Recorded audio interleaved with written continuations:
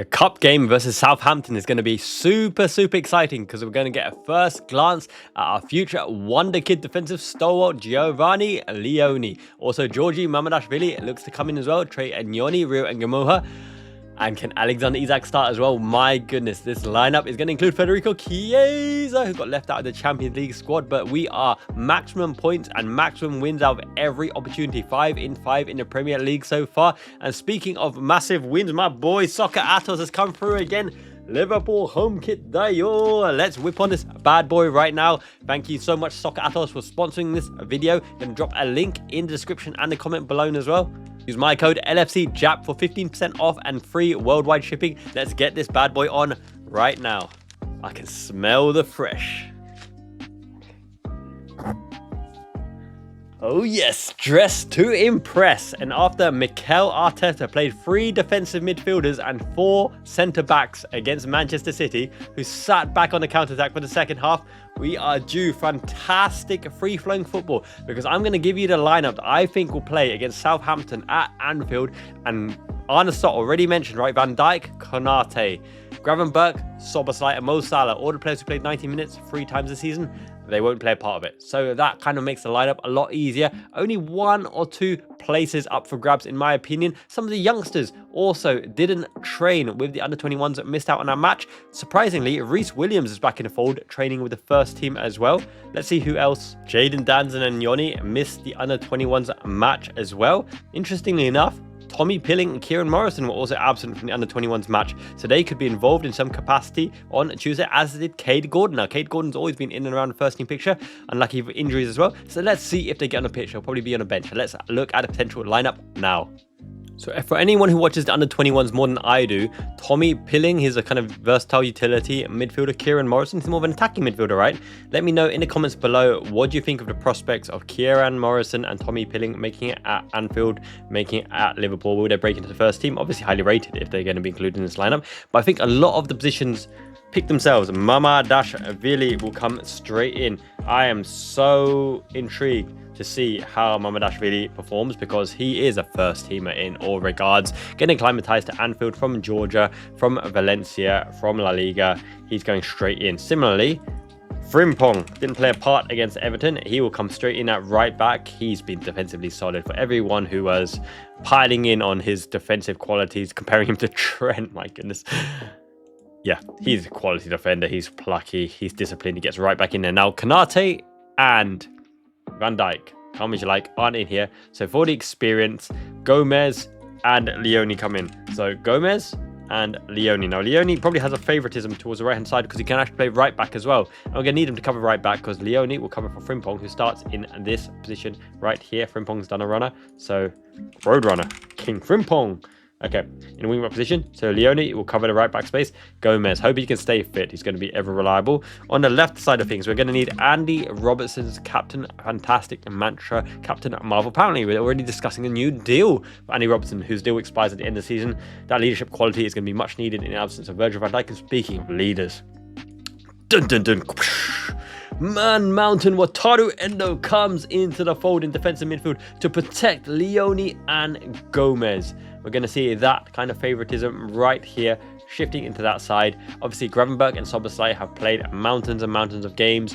Does that therefore mean that McAllister starts? Now, McAllister's probably an insurance policy off the bench, still building up his fitness, played well against Everton as well in that first half. And Leoni comes in because Arne Slot loves Trey, Maurice and Leoni. Trey and Leoni looked fantastic in many a pre-season, not out of place when the team plays well. And Leoni has a chance to play well, kind of like Harvey Elliott. He can't step up and carry it on his own. He's still incredibly young, is it 17 or 18? But when the team plays well, he plays well as well. Who else is going to be on the right-hand side? Now, this is the reason why we got dumped out in the cup previously. It was the FA Cup, was it? Or was it the Carabao EFL Cup? I think it might have been the FA Cup. Curtis Jones was sick on that particular occasion, but Curtis Jones, seasoned pro, looked fantastic coming on against Everton. Won the game-winning free kick against Arsenal as well. Yes, Jones comes in. He is a legitimate first teamer, a baller who carry the threat in and around this area. I think Leoni will play between the lines, Endo will hold, and Jones will have a free roaming role to connect the play. Speaking of connecting the play, we need to find a way to get it to Rio Ngumoha. Game-winning condition right there. You can't stop him. When he stands you up, step over, flim flam, bang, bang, bang, the down spin, whatever. In and around the left position. If we free him up, he's a constant threat. Offensively, I think he's just as good as Cody Gakpo in a different sense. It's probably off the ball and defensively in terms of tactical discipline, shape and press that Arne Slot's holding him back, and he's still incredibly young, only just 17 years old, right? On our right hand side, originally brought in as a Mo Salah backup. We're going to need him for the AFCON as well. Between him and Frimpong, we've got Mo Salah covered, and Szoboszlai, I guess. On the right hand side, Chiesa, sharpshooter. He'll find an inch of space to crack it in. He'll work his way around the back. He'll find space in the penalty box area. I hope he makes a claim for it. There are unsubstantiated rumours that he gave the nod to Rio Ngumoha to take his place in the Champions League. There's other rumours that say he was unhappy about it, but you could understand it from a tactical point of view, especially because we didn't get Mark Guehi, who is apparently linked to Real Madrid, said that he's changed his ambition during Real Madrid. I highly doubt it. Richard Chew, Slick Rick, Michael Edwards, they have put in the legwork for Mark Guehi. I'm still confident he joins in January or in the summertime. Real Madrid want to be linked to everyone. They want to be linked with Saliba. And today linked with Dayo Upamecano at Bayern Munich. They are linked with Ibrahima Konate. They are linked with Mark Guehi. They're going to sign 4 centre-backs for free. Why not? They can't get Saliba for free, unfortunately. But Upamecano and Mark Guehi and Konate are all available for free. So let's see what happens there. We got the better one out of Upamecano and Ibu Konate back in the day. And I think Isak starts this one. Isak's got to get off the mark. Brap! From Newcastle. They are massively missing Isak. Rafa Benitez said secretly, I think they're missing Isak. Speak of the obvious. And Voltemada is a great player, link-up player. Had one great flick in the last game. Couldn't break through Bournemouth. They're a tough cookie to break. We've played Bournemouth, Newcastle, Arsenal, and Burnley, and we've battered them all, baby. So, yes, and Everton as well. Hard fixture list. So I think Isak comes on here to get off the mark. And Ngumoha's cross-ball ability in there, in and around, covering there. Isak can rotate the left-hand side, and Ngumoha go out here. Isak's comfortable playing left. They both love a step over, so I'm keen to see how many step overs. There should be a bookies market opening for who does the most step overs between Ngumoha and Isak in this match. Chiesa, less silky, more experienced, more game-headed pro. He'll poach in and around the area. I expect Jones to have a bias towards the right-hand side and Leoni to have a bias towards the left-hand side. Endo to close up shop, but similarly, Jones will Mazala in between the inside forward position and connecting the play in the pockets because Frimpong needs to be given license to, do his king pong, Frimpong, down the wing pong thing kind of thing. That means Chiesa plays the inside forward from out to in, like Mo Salah. You're going to see this kind of shape on many, many occasions. Endo, big boss Endo, stepping in the void, crunching, holding laterally the line, distributing simply, through the lines, simply. I expect this line breaking ball to Chiesa into this pocket, many an occasion, He'll play it in there, Chiesa step on the ball, Frimpong steps up, Isak goes line man. It's either through out to Frimpong, in which case Isak goes P-spot, Jones edge the area, Chiesa edge the area as well. Endo on the breach, forward rotation, leave Ngumoha isolated on the left, because what happens? Frimpong crossing it in, Isak steps over the ball, Ngumoha! Rio! Not Rio Mavuba, he's a French player, it's Rio Ngumoha. I'm excited to see how Leoni plays. I think Gomez with the pace, straight line back. Leoni, I think, can build up a head of steam to get good long-term acceleration. It'll take a while to get acceleration even, but on the long dash, I think he is quite fast, but on acceleration, he's not so fast. I think Leoni really likes to ping the ball as well, so it'll be interesting to see when they are set up in this position here, how many balls go into the halfback position for Frimpong to get onto, and how many he pings into Ngumoha's feet. I think that might be a facet of our play. I'm really interested to see this ball. See if you can count how many of these balls he actually kicks, because Leoni, I've seen from the highlights, loves to ping that ball in and over the top as well. So it could be Isak on the lateral running in behind here, in which case we probably sit deep. We'll probably sit deep in this formation to give Isak the free roam to spin in and around behind defender, side up, brap him up on the outside, arrowing it in with height, being able to keep it front post, or cutting inside, feeding across to Ngumoha, 1v1.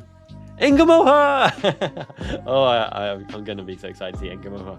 He is a top talent. Chelsea are still miffed about that, trying to get higher compensation for training him up in the academy. I don't think Robertson will be too adventurous. I mean, on occasion, you might see Robertson getting into this position, allowing Ngumoha to cut inside as well. But I think it wouldn't be surprising to see Jones overlapping on that occasion, or Isak going out wide to give Ngumoha the half space, because he's just so tricky to stop. His feet are lightning quick with skill. Release the training tapes, damn it, when he's skilling up Trent Alexander-Arnold, because apparently that is a real thing, by the way. That is a real thing.